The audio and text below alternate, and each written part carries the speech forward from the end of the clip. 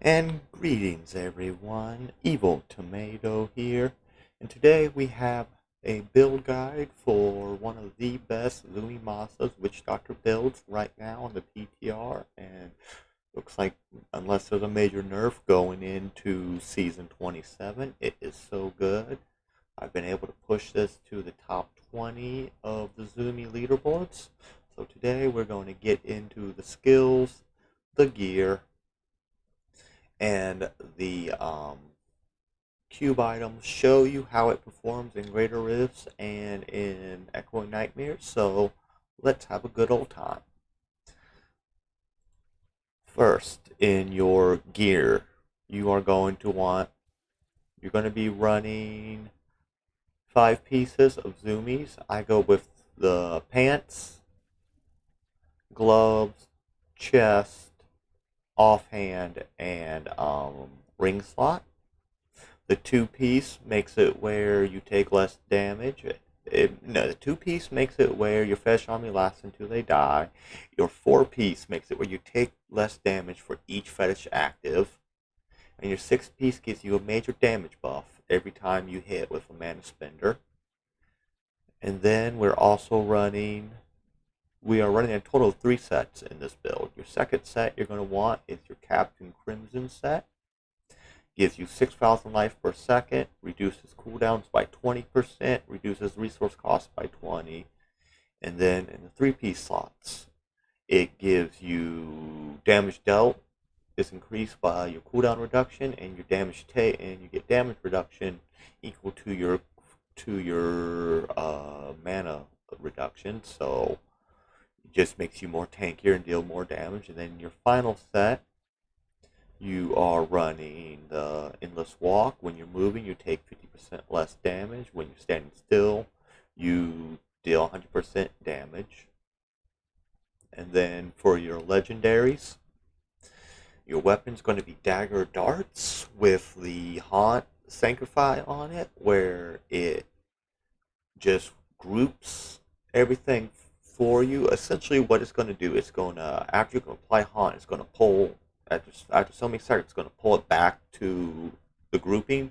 So when you kill a monster that has Haunt applied to it, that Haunt jumps to another creature.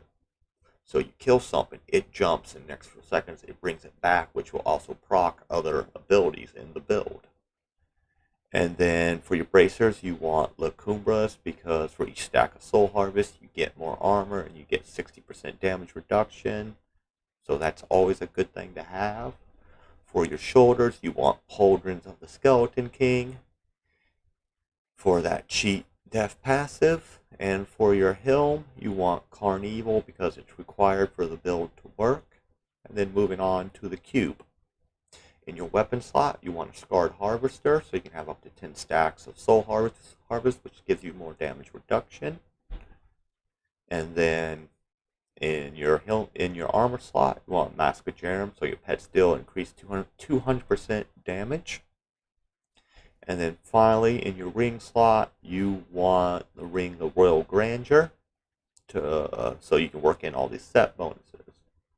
Okay, now let's get into the skills. Moving on to your legendary gems. For your legendary gems, you're going to want Bane of the Trapped. Every time you affect an enemy with a controlling effect, you get a damage buff. You're going to want Simplicity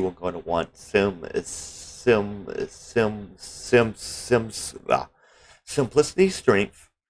Sorry about that. Makes you and your pets deal more damage and gives you more healing per second, so that always helps. And then your final one you're going to want is your Traveler's Pledge. It gives, your final. And moving on to the skills. Sorry this is taking so long. I messed up on a recording and I didn't record my audio, but let's dive into the skills. And we just found out PTR is being extended, so I am starting work on a necro guide, so stay tuned for that. And for the skills, you're going to be running splintered. You're going to run poison darts, splinters, because if we go over here and bring up everything, You could run numbing dart, but there is an issue where eventually if you apply the same CC to a creature more than 3 times, it becomes immune to it, so in those big fights it might cause a little trouble. For your secondary, you're going to be running Haunt, and we are running Poison Spirits, so it makes them take more damage, so you would cast a Haunt on the enemy, and it takes more damage from your fetishes and your darts. And then because of the Sanctify item, that Haunt will also pull stuff to group, and when it pulls, it will trigger your Bane of the Trapped. For your third skill, we are running Spirit Walk for mobility. We are Severance. It's essentially our oh crap button. And then next we are running Soul Harvest Languish for the extra armor stacks, which procs with your Lacumbras. And thanks to Scarred Harvester, we can have up to 10 stacks, so that really helps out. Then in your fifth slot, you are running Piranhas and Piranha. It's your major grouping skill. So how the rotation works, which I can get down, I'll show you a full rotation. It would be you see Elite Pack, so you Piranhas, Haunt, Soul Harvest, and just go to town spamming your darts and rinse and repeat. And your final skill is Fetish Army, Legion of Daggers. This is so you can have all the minions. And then for passives, we are running Grave Injustice. It lowers the cooldown of lowers your cooldowns and gives you 1% of maximum life and mana for each kill. So really great. You get some stuff moving close, dart it down, and reset your cooldowns. Your second passive is going to be Pierce the Veil. It increases all your damage by 20%, but increasing mana costs a little bit, but you're mainly spamming your primary ability, so that really don't matter. For your third passive, we are running Fetish Sycophants, just so we can, every time we hit with a mana spender, we get a chance to summon a fetish, so we can always be at max fetishes. And your fourth and final skill is Spirit Vessel for that extra cheat life. So all in all, with everything in the build, we're running 3 cheat life passives. And thank you. Okay, and here we are in our GR run. So as you come in, you want to proc your fetishes. You want to find a group, you want to group them, you want to hit your Soul Harvest and start putting your dots out. You're gonna struggle for a little bit until you get all 10 stacks of Soul Harvest up. But once you have them, you wanna only stop for density long enough to refresh cooldowns. Spirit Walk, take out some more enemies. You're mainly looking for major density and elite packs.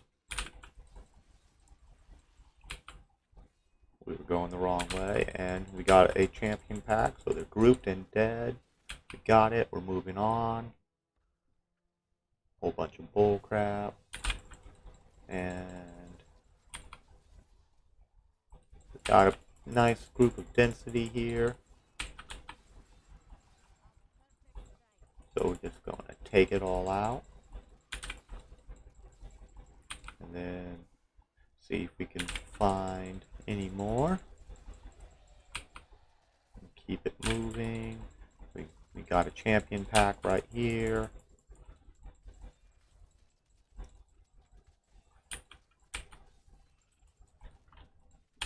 Resummon our minion. That is very key in this build.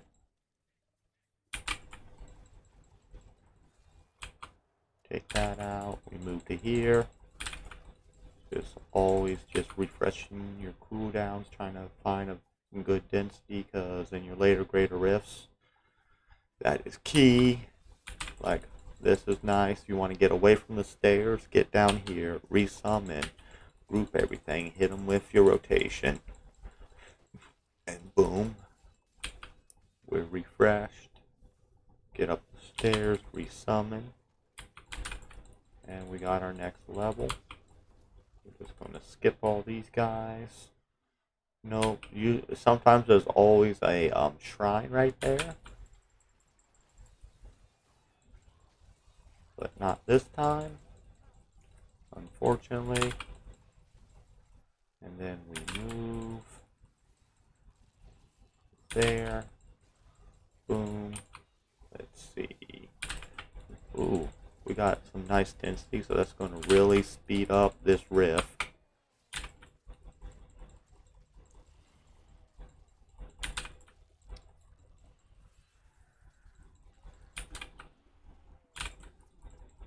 Take all this out, get our progress, and move away. And we got a shrine, so we grab that. That spawns an elite pack.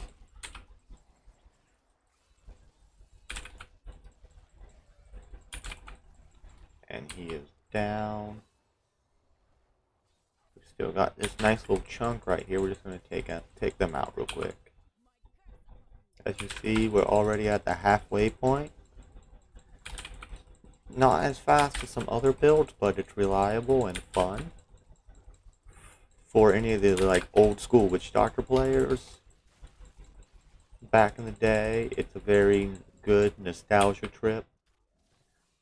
Back when Diablo was still kind of young and getting its meta established, before we had Kanai's Cube and all that. Carnevil Witch Doctor was like king back in the day. And it's so nice to see this build return. I really enjoy it a lot. Sorry that I'm rambling. Then we do.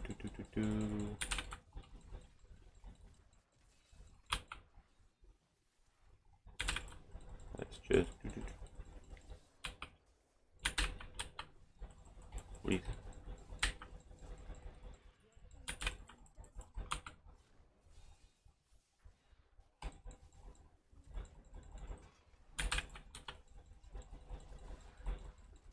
And look at that, we get another shrine.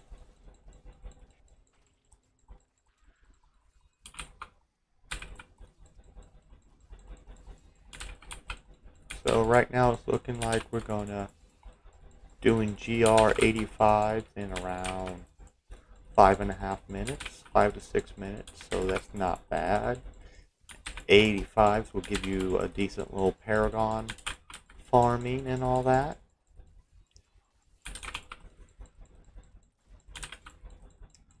All in all, I'd say if I were to rank this build, I don't see it getting into S tier this season. Unfortunately, I don't think it's going to be an S tier build, but I'd say A- to B. And thank you guys for checking out this gameplay.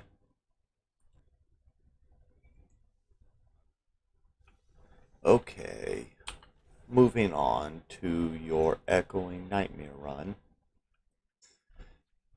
This build does pretty well.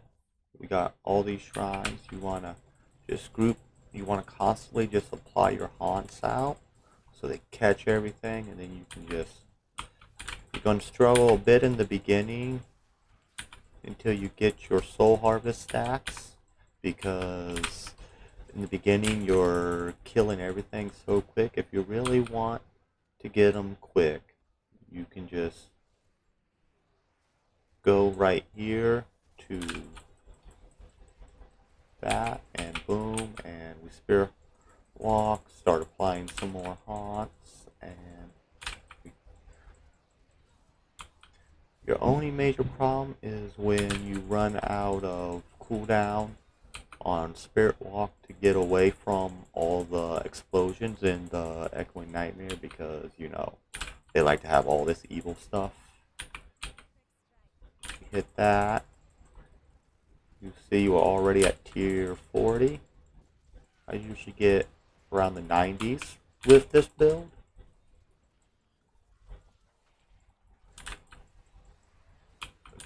It also accumulates a massive massacre bonus, so that will really help you on your Paragon farming. And our ability is about over with, so we're going to go hit this one. Also, it will refresh some of our cooldowns. We're at 70.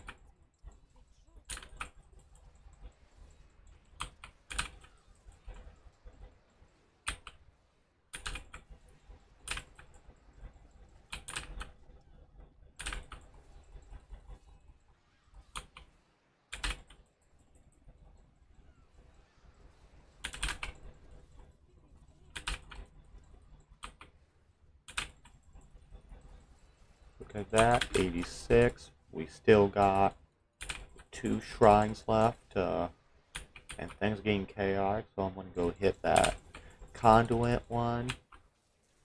Which will help give us a higher bonus. Heal, get your haunts out.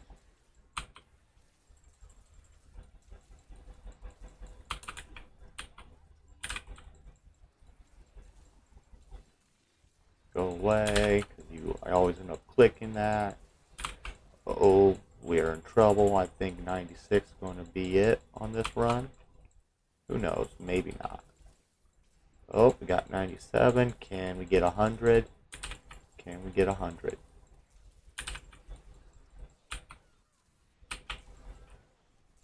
Oh crap, oh crap. Cold Snap is giving me some problems today. He is like, I came here to wreck your face. Oh no, oh no, oh no. We're gonna go grab that last shrine real quick. We're at 106. Like, we almost hit 1,000 massacre bonus.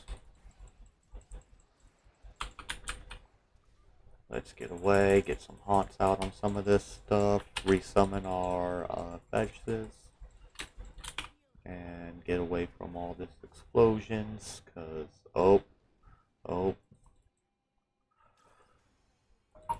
let me pick up all this bullcrap, gained a little bit of Paragon. It really doesn't help too much, like at the, you know, once you're far along, but when you're grinding for that first augment during the season, it's going to really help you out. And we got a 111 off that one. I don't have any that high, so probably later on today I'm going to be augmenting some gear again to pump out even more numbers. And I hope you all enjoyed this little breakdown into the Zuni Masa's dagger darts build. If you guys enjoyed it, you could always like and comment down below on what you thought. I want to hear what builds you're excited about, because I'm always happy to see new builds that people want to play. And yeah, if you really enjoy watching me make Diablo builds and doing some Diablo gameplay, you could always subscribe. If you do, please turn on those notifications. They're very important. And thank you. Goodbye.